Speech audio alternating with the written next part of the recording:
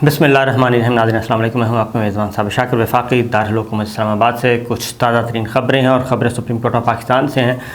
अब मामला चला गया है कल पे। आज दलाइल मुकम्मल किए डॉक्टर बाबर अवान, पाकिस्तान तहरीक इंसाफ के वकील बाबर अवान ने, और दूसरी जानिब दलाइल दे रहे हैं प्रेसिडेंट ऑफ पाकिस्तान के वकील barrister Ali Zafar.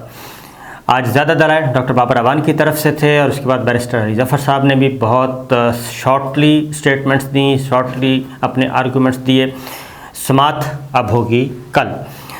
Chief justice Umar Ata Bandial साहब, जस्टिस एजाज़ुल एहसन साहब, जस्टिस मज़हर आलिम, जस्टिस मुनीब अख्तर साहब और जस्टिस जमाल खान मंदोखेल ये समात कर रहे हैं।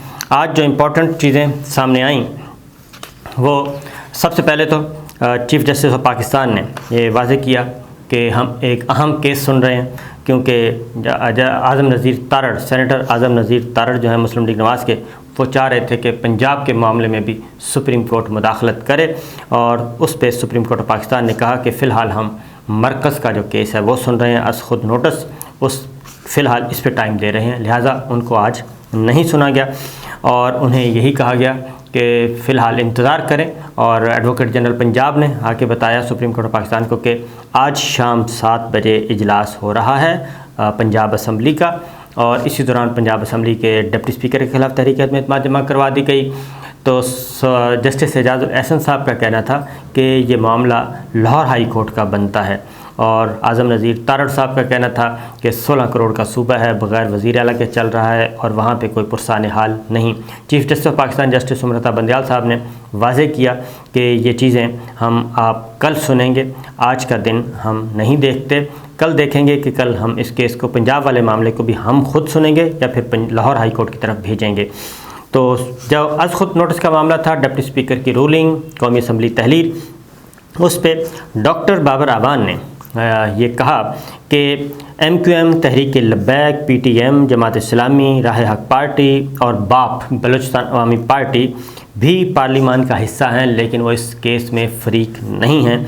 और अज़ खुद नोटिस की जो हमेशा अदालत के अंदर और बाहर उन्होंने कहा कि मैंने हमायत की है और अब भी हमायत करता हूँ, और डिप्टी स्पीकर की रूलिंग बदनीयती पर मबनी है, गैर आइनी है, ये कहा जा रहा है। लेकिन आर्टिकल 5 के ज़रिए किसी को गद्दार कहा गया तो दरख्वास्त गुजारों ने अदालत से आर्टिकल 95 और 69 की तशरीह की इस्तदा की।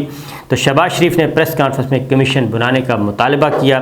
दरख्वास्त गुजार जमातें चाहती हैं कि नेशनल सिक्योरिटी कमेटी का रूलिंग में दिया गया हवाला नज़रअंदाज किया जाए। वो इस पॉइंट की तरफ लेके आ रहे थे कि असल मसला डिप्टी स्पीकर की रूलिंग का नहीं है अपोजिशन जमातों को, बल्कि असल मसला ये है कि अपोजिशन चाहती है कि जो रूलिंग दी है उसमें नेशनल सिक्योरिटी कमेटी का जो ज़िक्र है और जो गैर मुल्की एजेंडे का ज़िक्र है उसको वहाँ से निकाला जाए, और इसलिए असल मसला ये है। और अपोजिशन चाहती है कि अदालत इनके हक़ में फ़ौरी मुख्तसर हुक्मनामा जारी करे।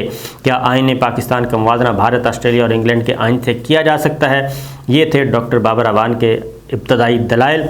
और उसके बाद उन्होंने एक शेर भी पढ़ा कि वो एक सजदा जिसे तो ग्रां समझता है, हज़ार सजदों से देता है आदमी को निजात। इसी में फिर बरतानिया, ऑस्ट्रेलिया और पता नहीं क्या क्या ज़िक्र आया। लेकिन डॉक्टर बाबर अवान ने एक बात की गई कि क्या सिंध हाउस और अवारी होटल लाहौर में जो कुछ हो रहा है, यानी कि हॉर्स ट्रेडिंग, बंदों को घेरा जा रहा है, MPS को, MNS को बंदे तोड़े जा रहे हैं, तो क्या उसे नज़रअंदाज किया जा सकता है?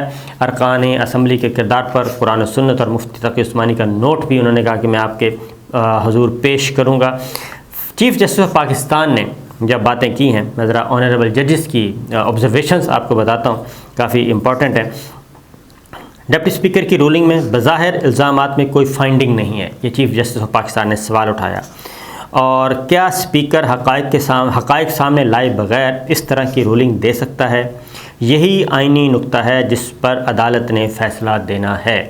चीफ जस्टिस ऑफ पाकिस्तान ने कहा कि ये भी बताएं कि क्या स्पीकर आर्टिकल 95 से बाहर जाकर ऐसी रूलिंग दे सकता है जो एजेंडे पर नहीं। उन्होंने कहा कि स्पीकर की रूलिंग का दिफा लाजमी करें, लेकिन ठोस मवाद भी दें। नेशनल सिक्योरिटी कमेटी मीटिंग के मिनट्स देख ही कुछ बता सकेंगे, ये चीफ जस्टिस ऑफ पाकिस्तान ने कहा कि आखिर क्या हुआ था। तो जब नेशनल सिक्योरिटी कमेटी के मिनट्स आएंगे तो ही पता चलेगा। इजलास के मिनट्स आ चुके हैं, अदालत को दिए जाएंगे। अदालत ने मुतनाज़ इल्ज़ामात पर नहीं जाना, یہ کہہ رہے تھے۔ اور پھر ڈاکٹر بابر اعوان نے یہ بھی اس کے بعد ڈاکٹر بابر اعوان پھر میمو کی طرف جانے کی کوشش کی، تو اس پہ فاضل عدالت نے کہا کہ ہم اس طرف نہیں جانا چاہ رہے، فی الحال آپ ڈپٹی اسپیکر کی رولنگ آئینی اور قانونی نیوکتہ اس پر ہی رہیں تو زیادہ بہتر ہے۔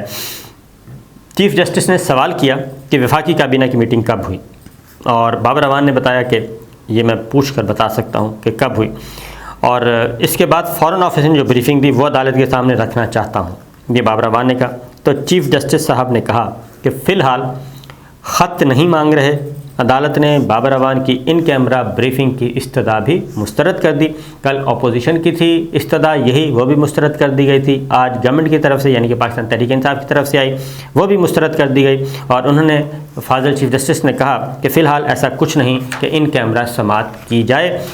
پی ٹی آئی کے وکیل نے چیف جسٹس کے ریمارکس پر کہا کہ پی ڈی ایم جماعتوں نے معاملہ پارلیمان میں لانے کا مطالبہ کیا، تمام سیاسی جماعتوں کو تحریر نوٹس دیے گئے۔ تفصیل میں گیا تو آپ کہیں گے کہ اسپیکر کے وکیل کو کہنے دیں۔ اپوزیشن جماعتوں نے پارلیمانی کمیٹی قومی سلامتی کمیٹی کا بائیکاٹ کیا، اور کمیٹی اجلاس کی تفصیل نہیں بخاری آپ کو پیش کریں گے۔ مشیر قومی سلامتی نے پارلیمانی کمیٹی کو بریفنگ دی تھی۔ نیشنل سیکورٹی کونسل کی میٹنگ میں سفارتی احتجاج کا فیصلہ کیا۔ کونسل نے قرار دیا کہ پاکستان کے اندرونی معاملات میں مداخلت کی گئی۔ اس موقع پر بابر اعوان نے ترجمان پاک فوج کی جو ٹی وی گفتگو تھی نجی ٹی وی سے وہ بھی عدالت میں پیش کی، جس کے مطابق کہا گیا تھا کہ جو کچھ اعلامیے میں کہا گیا ہے پاک فوج کا بھی وہی موقف ہے، کیونکہ اپوزیشن نے ڈیمانڈ کی تھی کہ افواج پاکستان جو ہے وہ واضح کرے کہ وہ کس طرف ہے، تو پاک فوج کے ترجمان نے کہہ دیا تھا کہ جو کچھ نیشنل سیکورٹی کمیٹی میں ہوا اور اس کے بعد اعلامیہ جاری کیا گیا، پاک فوج کا بھی وہی موقف ہے اور اس کے ساتھ کھڑی ہے۔ اس پر جسٹس اعجاز الاحسن صاحب نے یہ بھی کہا، بابر اعوان نے کہا کہ ترجمان پاک فوج نے بھی یہ کنفرم کیا ہے کہ قومی سلامتی کمیٹی میٹنگ کے اعلامیہ سے وہ متفق ہیں۔ جسٹس اعجاز الاحسن نے سوال کیا کہ کابینہ نے وزارت خارجہ کی بریفنگ پر کیا فیصلہ کیا، جس پر پی ٹی آئی وکیل کا کہنا تھا کہ مراسلے میں کہا گیا تھا کہ دوسرا ملک ہمارے وزیر اعظم سے خوش نہیں ہے۔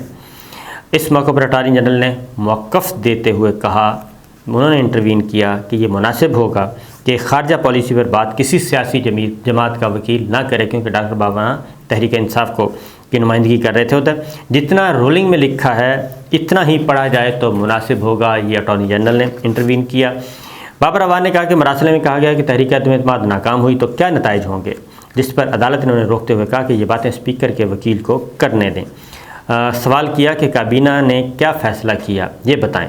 جسٹس مندوخیل نے کہا اس میں کوئی دو رائے نہیں کہ ریاست کے ساتھ وفادار ہونا لازمی ہے، سوال یہ ہے کہ جو وفادار نہیں اس کے خلاف کیا کارروائی ہو سکتی ہے، جو لوگ غیر ملک سے مل کر تحریک عدم اعتماد لائے ان کے خلاف کیا کارروائی ہوئی، کیا قومی سلامتی کمیٹی نے کارروائی کی کوئی تجویز دی، یہ جسٹس مندوخیل نے یہ سوال اٹھایا۔ جی جسٹس جمال مندوخیل صاحب نے یہ سوال اٹھایا، اور پھر تحریک انصاف نے عدالت نے یہ بھی کہا کہ وزیر اعظم، کابینہ اور کمیٹی سب نے احتیاط سے کام لیا، اور پاکستان سب سے پہلے اس لیے جواب دینے میں بھی ہم محتاط ہیں۔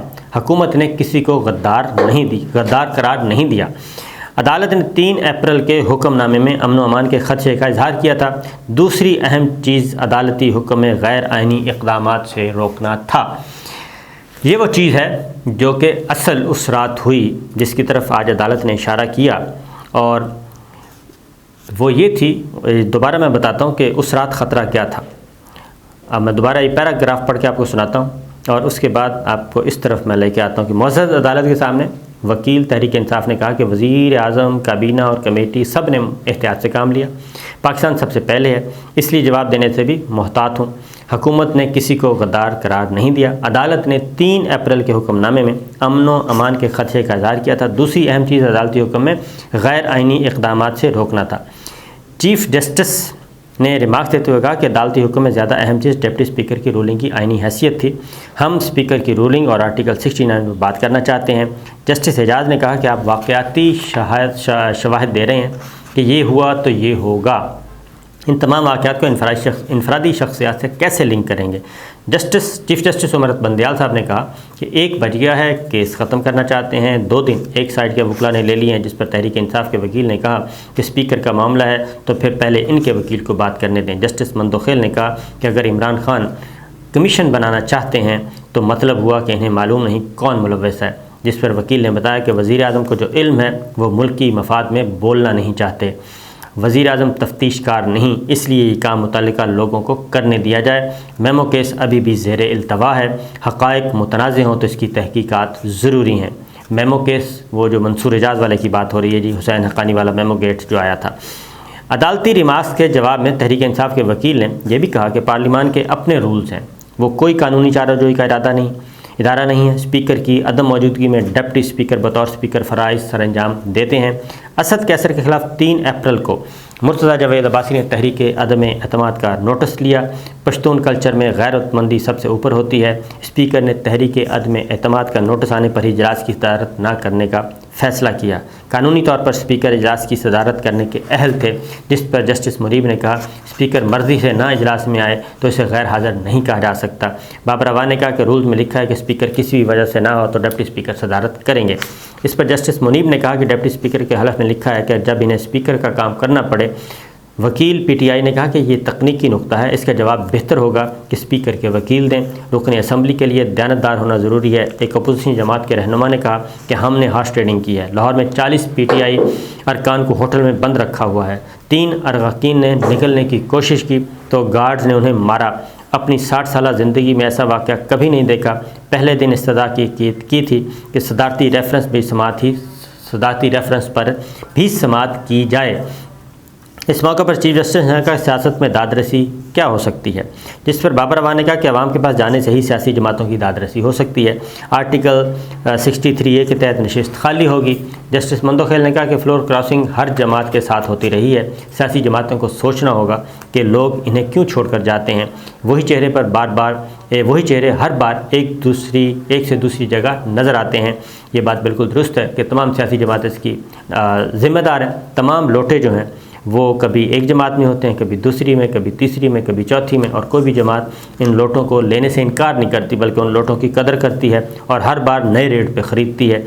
اسی طرف فاضل عدالت نے توجہ دلائی۔ بابر اعوان نے کہا کہ یہ الیکشن کے نتیجے میں ملک 2 لخت ہو گیا، شفاف الیکشن نہیں ہو سکے۔ انڈیا، بنگلہ دیش، فلپائن نے EVM کے ذریعے شفاف الیکشن کرائے، ہمارے ملک میں سیاسی جماعتیں EVM کو تسلیم نہیں کر رہیں۔ عدالت نے ڈیڈ لاک اور غیر سیاسی مداخلت روکنے کے لیے سو موٹو لیا تھا۔ اس پر جسٹس مندوخیل نے کہا کہ آئین کے تحفظ کا حلف لیا ہے، وہ فیصلہ کریں گے جو عوام کے مفاد اور سب پر ماننا لازم ہوگا۔ بابر اعوان نے کہا کہ قرآن کریم میں واضح ہے کہ حق سے پھرنے والا تباہ ہو جاتا ہے۔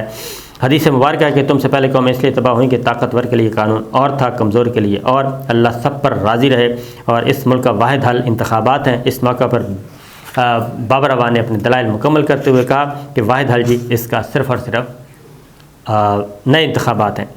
بابر اعوان کے بعد صدر مملکت کے وکیل بیرسٹر علی ظفر آئے۔ انہوں نے کہا جی کہ صدر مملکت نے آرٹیکل 184(3) کے تحت دائر درخواستوں کے قابل سماعت ہونے پر اعتراض کیا ہے، اور صدر مملکت نے یہ کہا ہے کہ سپریم کورٹ آف پاکستان کو اس معاملے میں سو موٹو لینے کا اختیار نہیں ہے، اور 184(3) کے دائرہ اختیار میں یہ درخواستیں نہیں آتیں۔ علی ظفر نے کہا کہ ڈپٹی اسپیکر کی رولنگ سے دلائل کا آغاز کروں گا۔ آرٹیکل 69 عدالت اور پارلیمان کے درمیان حد مقرر کرتا ہے۔ آرٹیکل 69 آگ کی دیوار ہے جس سے عدالت پھلانگ کر پارلیمانی کارروائی میں مداخلت نہیں کر سکتی، اور اس طریقے سے انہوں نے واضح کیا کہ یہ چیز درست نہیں ہے کہ عدالت جو ہے وہ پارلیمان کی کارروائی کے اندر جا کے مداخلت کرے۔ یہ وہ ساری باتیں ہیں، اور اس میں جو ایک بات کی گئی وہ خاص طور پہ کہ اگر سپریم کورٹ آف پاکستان اس رات نوٹس نہ لیتی اتوار کو، اور یہ کہا گیا کہ پتہ نہیں کیا ہو گیا ہے، کیوں سو موٹو نوٹس لے لیا ہے، اس کی وجہ یہ تھی کہ اس وقت حالات اتنے کشیدہ ہو چکے تھے پولیٹیکلی، اور کچھ بھی ہو سکتا تھا، اور اس بات کا امکان تھا کہ کہیں پولیٹیکل پارٹیز صورتحال کو اس حد تک نہ لے جائیں کہ یہاں پہ ماورائے آئین اقدام کرنا پڑے، مارشل لا نہ لگ جائے، کوئی خوفناک قسم کی ایمرجنسی نافذ نہ ہو جائے۔ تو لڑائی اس وقت اس حد تک شدت اختیار کر چکی تھی اتوار کی رات جب ڈپٹی اسپیکر نے رولنگ دی اور اس کے بعد وزیر اعظم عمران خان نے قومی اسمبلی تحلیل کر دی۔ تو سپریم کورٹ آف پاکستان نے اس طرف بھی اشارہ کیا ہے کہ اس میں مینشن کیا ہوا ہے کہ سیکرٹری داخلہ کو بھی بلایا تھا، سیکرٹری دفاع کو، سیکرٹری خارجہ کو، اور تمام ریاستی اداروں کو سپریم کورٹ آف پاکستان نے اپنے عبوری حکم میں یہ لکھا ہے کہ کوئی بھی ادارہ آئین سے ماورا کوئی اقدام نہیں کرے گا۔ یہ باتیں بڑی واضح تھیں جو کہ کی گئیں۔ اب سماعت ہوگی جی کل، اور معاملہ یہ ہے، جو معاملہ وہی ہے کہ عام انتخابات کی طرف جایا جائے یا پھر ریورس گیئر لگایا جائے۔ ریورس گیئر لگانے میں بہت سارے مسائل ہیں، عام انتخابات کروانے میں بہت سارے مسائل خود بخود ہی حل ہو جائیں گے، لیکن آخر کیا وجہ ہے کہ اپوزیشن جماعتیں بضد ہیں اس پر کہ ہر صورت میں ہم نے واپس آنا ہے، اور واپس آ کے وہ کیا کرنا چاہتی ہیں 2 4 6 مہینے میں؟ اصل معاملہ یہ ہے، اصل وہ ہے ایجنڈا جو کہ اس دوران وہ امپلیمنٹ کرنا چاہتی ہیں۔ تو انشاءاللہ جی مزید تفصیلات اگلی ویڈیو میں دیں گے۔ اجازت دیجیے، اللہ حافظ۔